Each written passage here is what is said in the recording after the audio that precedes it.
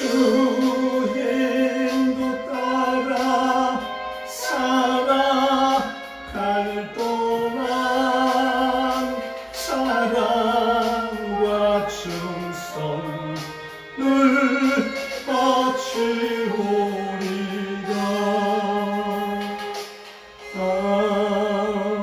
아멘. 할렐루야. 말씀이 하나님이신 것을 믿으시면 아멘 하시기 바랍니다. 오늘 예배를 위하여 잠시 기도하겠습니다. 알파요 오메가이신 주 여호와 하나님 아버지, 오늘도 말씀 붙들고 하나님 바로 전하기 위하여 단 위에 섰습니다. 오늘 주신 말씀 듣고 문제가 해결되게 하시고, 말씀 듣고 질병이 떠나가게 하시며, 말씀 듣고 흉악이 끊어지고 우리 삶의 형통이 이루어지게 주여 역사하여 주시옵소서. 예수 그리스도 이름으로 기도드리옵나이다. 아멘. 말씀이 하나님이신 것을 믿으시면 아멘 하시기 바랍니다. 오늘 여러분, 사람은 연약하고 부족하다라는 것으로부터 시작합니다. 사람은 누구나 실수합니다. 그러나 하나님은 실수하시지 않습니다. 전능하시며 전지하신 것을 믿으시길 바랍니다. 오늘 본문 창세기 27장은 실수하는 사람들과 인간의 실수에도 불구하고 하나님의 뜻이 이 땅에 이루어져가는 과정을 그린 이야기입니다. 여러분, 하나님이 하시면 반드시 됩니다. 나의 실수를 덮고 하나님이 매사 부족한 우리를 통하여 하늘의 뜻을 이루어 가시는 분이신 것을 믿으시기를 바랍니다. 그럼 그렇게 다 용서하시는 하나님 아버지이시니까 막 살아도 되는 것이냐? 아니지요. 그럼에도 불구하고 실수와 죄와 허물은 되도록 줄이면서 살아가야 합니다. 나의 실수가 내 삶의 위기가 되고 누군가에게 상처가 되고 가정의 평안을 깨뜨리고 교회를 흔들 수도 있기 때문입니다. 개인적 삶의 실수도 하지 않아야 하지만 영적인 실수는 더더욱이 하지 말아야 합니다. 본문 27장은 실수하는 사람들의 이야기를 통하여 주님의 방법을 가르치시는 주님의 한없는 은혜의 말씀입니다. 오늘 말씀의 제목은 그러므로 주님의 뜻대로입니다. 자, 사랑하는 여러분, 오늘 우리 모두 주님의 뜻대로 살아서 그 큰 은혜를 다 받으시기를 주님의 이름으로 축원합니다. 먼저 이삭의 실수에 대해서 살펴보겠습니다. 여러분, 이삭은 하나님의 뜻을 거스르는 실수를 범합니다. 그가 실수를 한 원인은 첫째, 영의 눈이 어두워졌기 때문입니다. 둘째, 조급해졌기 때문입니다. 셋째, 하나님이 주신 복을 자기 것으로 착각했기 때문입니다. 하나님이 기뻐하는 사람, 하나님이 쓰시는 사람, 어떤 사람입니까? 여러분, 사람의 계획을 이루시기도 막으시기도 하는 하나님인 것을 믿으시기를 바랍니다. 해도 안 돼요. 하나님이 막으시면 절대 안 됩니다. 이삭의 아내 리브가가 실수 이야기를 보겠습니다. 5절입니다. 이삭이 그의 아들 에서에게 말할 때에 리브가가 들었더니 라고 합니다. 이삭이 에서를 불러 은밀하게 이야기할 때에 아내 리브가가 들었다라고 했습니다. 이삭은 리브가와 상의하지 않고 에서를 축복하려고 했던 것입니다. 여러분, 이것은 이삭이 실수하게 되는 원인입니다. 남편은 아내의 말을 잘 들어야 합니다. 또한 가정에서 부부 사이에 비밀이 생겨서는 안 됩니다. 은밀하게 어떤 일을 따로 꾸며서도 안 됩니다. 이삭은 조용히 에서를 불러 축복 잔치를 준비시켰다고 했습니다. 그런데 리브가가 들었다? 이 들었다 하는 표현에 숨겨져 있는 의미가 문제입니다. 여러분, 리브가가 이삭의 말을 듣게 된 것은 하나님이 하신 것입니다. 하나님이 이삭의 계획을 막으려 하시는 것입니다. 이삭의 말을 들은 리브가는 이삭의 계획이 이루어지지 않도록 노력합니다. 하나님이 리브가를 통해 이삭의 계획을 막으신 것이죠. 하나님은 우리를 도우시는 하나님이십니다. 그런데 왜 그렇게 막으셨을까요? 여기서 돕는 은혜는 잘 갈 수 있도록 순풍을 주시는 것도 있지만 가지 못하도록 역풍을 주시는 것도 또한 포함되고 있다고 하는 것을 믿으시길 바랍니다. 요나 이야기를 통해 주시는 교훈은요, 하나님의 자녀에게는 되는 것도 은혜요, 안 되는 것도 하나님의 은혜다라고 하는 것입니다. 하나님이 주시는 것은 다 선합니다. 고난도, 고통도, 화평도 하나님이 주시는 것이면 다 선합니다. 그래서 디모데전서 4장 4절에 우리가 감사함으로 받으면 버릴 것이 없다라고 하는 것입니다. 여러분, 우리가 하나님의 뜻과 정반대로 걸어갈 때에 하나님이 그 길을 막으십니다. 일은 내 뜻대로 잘 진행되지 않는다고 낙심하거나 불안해하지 마십시오. 내 뜻대로 절벽 끝으로 가는 것을 하나님이 막으시는 것일 수 있습니다. 하나님이 막으셨다면 하나님이 또 다른 길도 열어주신다고 하는 것을 믿으시길 바랍니다. 사람은 실수하지만 하나님은 실수하시지 않습니다. 문제는 사람의 뜻이냐 하나님의 뜻이냐 하는 것이 중요합니다. 리브가가 이삭의 이야기를 들었을 때 고민했습니다. 하나님의 뜻과 사람의 뜻을 결정해야 하는 고민입니다. 하나님의 뜻은 이미 야곱에게 있다는 것을 리브가도 알고 있었습니다. 리브가는 남편의 뜻을 따를 것인가 아니면 하나님의 뜻을 따를 것인가 라고 하는 것을 고민합니다. 갈팡질팡하죠. 여러분, 우리도 신앙생활 하면서 이런 고민할 때가 있지 않습니까? 리브가는 야곱을 불러서 말합니다. 8절로 10절 이야기죠. 아버지가 형 에서를 축복하려 한다. 너는 좋은 염소를 가져오라. 내가 그것으로 별미를 만들겠다. 너는 이것을 아버지께 가져다 드려서 아버지의 축복을 받아라 라고 하는 말인 것입니다. 리브가는 결심을 합니다. 하나님의 뜻을 따르겠다고. 그래서 리브가는 하나님의 예언대로 이삭의 축복, 더 정확하게 말하면 하나님의 축복을 야곱이 온전히 받을 수 있도록 역할을 다합니다. 이삭은 에서를 축복하고자 하는 사람의 뜻, 즉 자기의 뜻을 선택했지만 리브가는 야곱이 축복받기를 원하시는 하나님의 뜻을 선택합니다. 사람의 뜻이나 하나님의 뜻이나 선택과 결정은 오직 하나님의 우리에게 주신 자유의지인 것입니다. 하지만 이 선택의 결과는 철저히 자신이 책임져야 하는 것입니다. 사랑하는 성도 여러분, 우리를 향하신 하나님의 뜻과 계획이 여러분 앞에 반드시 이루어지기를 축원합니다. 우리에게 하나님의 뜻이 이루어지길 원한다고 한다면 우리는 하나님의 뜻을 선택해야 합니다. 주님의 뜻대로 살아야 한다고 하는 것입니다. 반대로 사람의 뜻을 선택한다고 한다면 사탄 마귀의 계획이 이루어진다는 사실 또한 명심해야 합니다. 여러분, 기도하고 목표한 것들이 이루어져야죠. 그러려면 하나님의 방법으로 해야 하는 것을 믿으시길 바랍니다.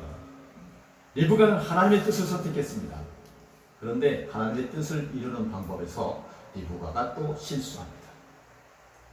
남편 이삭을 속이면서 야곱이 축복받도록 한 것입니다. 속이는 것은 하나님의 방법이 아닙니다. 속이는 것은 마귀가 주로 사용하는 방법입니다. 세상 사람들이 흔히 사용하는 방법입니다.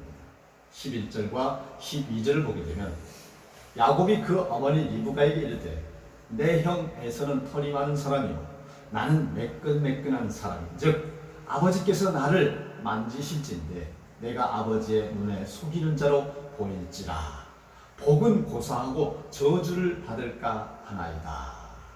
여러분, 야곱의 이 말은 결코 틀린 말이 아닙니다. 그는 아버지를 속인다는 것이 몹시 두려웠고 저주를 받을 것이라고까지 생각을 했습니다. 그러나 리브가의 생각은 달랐어요. 리브가는 야곱의 생각을 무시하고 자기의 결정을 밀고 나갑니다. 만일 거짓말이 탄로나게 되면, 그래서 저주를 받게 되면 자신이 받겠다라고까지 말합니다.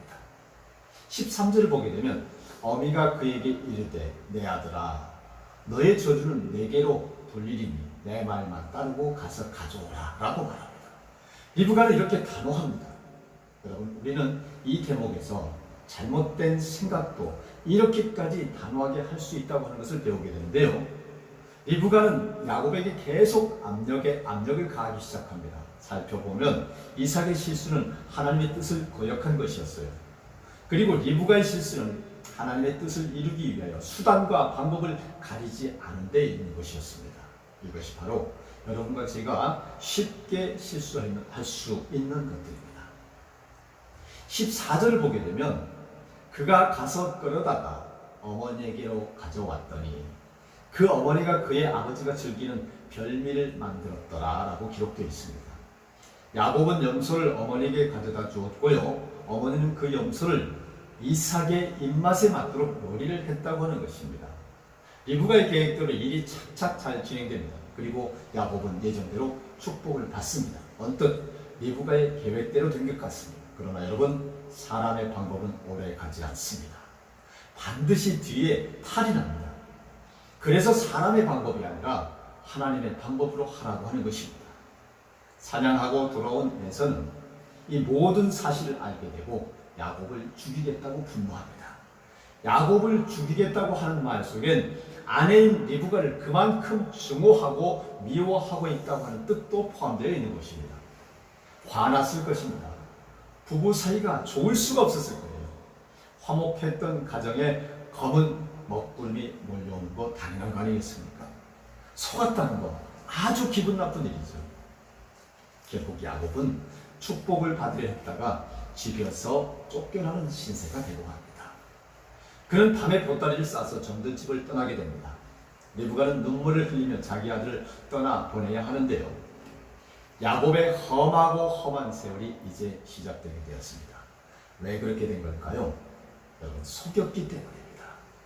거짓은 일시적으로는 통하지만 오래가지 못합니다.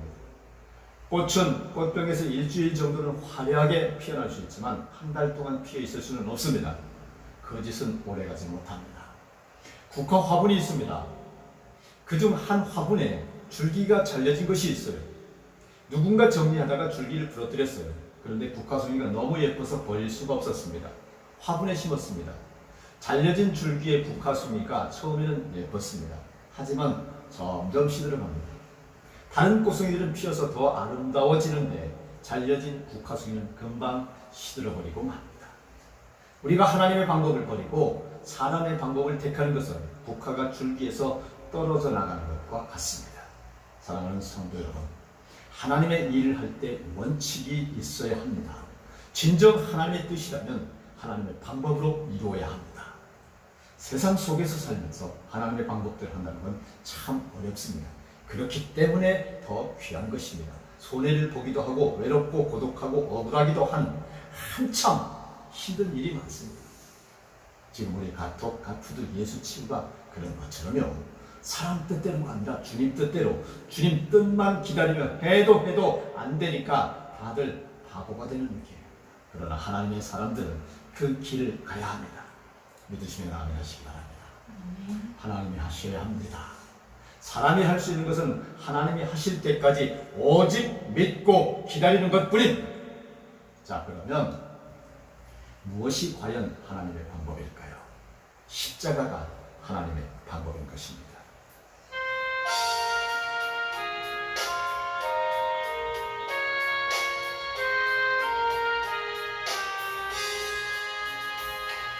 십자가를 질 수 있나 주가 물어보실 때 죽기까지 따르오리 성도 대답하였다.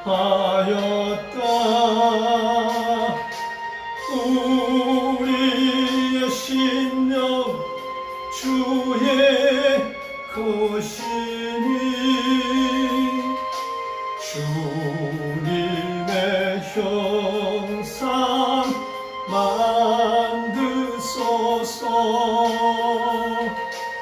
주 인도 따라 살아갈 동안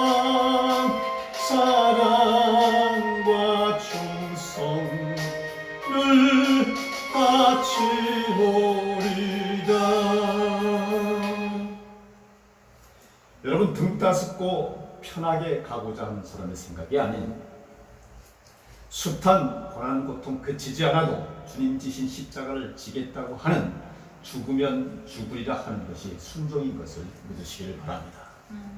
십자가는 세상을 구원하는 하나님의 방법입니다. 고린도전서 1장 18절로 십자가의 도가 멸망하는 자들에게는 미련한 것이요 구원을 받는 우리에게는 하나님의 능력이라 라고 기록되어 있습니다. 하나님의 계획은 예수 그리스도를 통하여 세상을 구원하는 것입니다. 예수님은 이 일을 위하여 사람들을 선동하지 않았고 돈으로 하지 않았으며 칼로 싸우지도 않았습니다. 오히려 칼을 쓰려는 베드로를 막으시면서 이것까지 참으라 라고 말씀하셨습니다. 하나님의 계획을 위하여 예수님이 택한 방법은 자신이 십자가에서 죽어진 것이었습니다. 어린 양이 제물로 죽듯이 예수님이 영원한 속죄 제물이 되어 죽어준 것입니다. 이렇게 하여 세워진 십자가가 세상을 구원하는 영원한 열쇠가 되는 것임을 믿으시길 바랍니다. 할렐루야. 사랑하는 성도 여러분, 예수님의 십자가는 지금도 우리가 택하여야 할 하나님의 방법입니다. 내가 죽어야 예수님이 삽니다. 내가 살겠다고 주님의 명령을 떠나 살면 내 안에 예수님을 내가 2번 죽이게 되는 것입니다. 가정 살리겠다고 주님 십자가 떠나가지만 가정이 죽어야 가정이 삽니다. 내가 살겠다고 교회 일을 떠나가지만 내가 죽어야 교회가 살고 내가 사는 것입니다. 여러분, 내가 죽는 것, 그것이 곧 십자가의 길이요 주님 뜻대로 사는 것인 것을 믿으시길 바랍니다. 정리하겠습니다. 슈바이처 박사가 아프리카에 의료 선교를 가기로 결심했을 때에 헬레네라고 하는 여인을 만나서 사랑에 빠졌습니다. 고생을 모르고 자란 헬레네가 아프리카라는 오지로 떠날 확률은 사실상 없었기에 주위 사람들은 결국 슈바이처 박사가 아프리카 선교를 포기할 것이다 라고 생각했습니다. 헬레네는 연약하고 귀하게 자랐으며 슈바이처 박사는 헬레네를 너무나 사랑했기 때문입니다. 그러나 슈바이처 박사는 고심 끝에 헬레네를 찾아가서 큰 마음을 먹고 자신은 아프리카로 떠나가야 한다라고 말했습니다. 사실상의 이별 통보였지만 이 말을 들은 헬레네는 오히려 미소를 지으며 이렇게 대답했습니다. 그렇다면 저는 간호사가 되어야겠군요. 그래야 당신 바로 옆에서 도우면서 지낼 수 있으니까요. 그리고 정말로 간호학을 공부해서 간호사가 된 헬레네는 슈바이처 박사를 따라서 평생 동안 아프리카에서 헌신하며 살았습니다. 사랑하는 여러분, 하나님의 뜻을 쫓는다고 하는 것은 내 삶을, 내 생각을, 내 안위를 버리고 십자가를 지는 것입니다. 오늘 여러분 앞에 십자가를 기꺼이 기쁘게 주님을 위하여 지시기를 주 예수 그리스도 이름으로 축원합니다. 다 같이 기도하시겠습니다. 길이요 진리요 생명이신 하나님 아버지, 오늘 우리에게 주신 주님 뜻대로 말씀 붙들고 십자가를 향하여 나아갈 때 우리 앞에 고난과 고통, 문제가 사라지게 해주시고 특별히 여전히 기승을 부리는 코로나와 경제 불황의 암담한 어둠을 털고 일어나서 빛과 소금의 사명을 감당케 하여 주시며 오늘 주신 주님 주신 말씀을 생명으로 오직 주님 뜻대로 하늘의 뜻을 이 땅에 이루며 살아가는 우리 모두가 되게 하여 주시옵소서. 예수 그리스도 이름으로 기도드립니다. 아멘.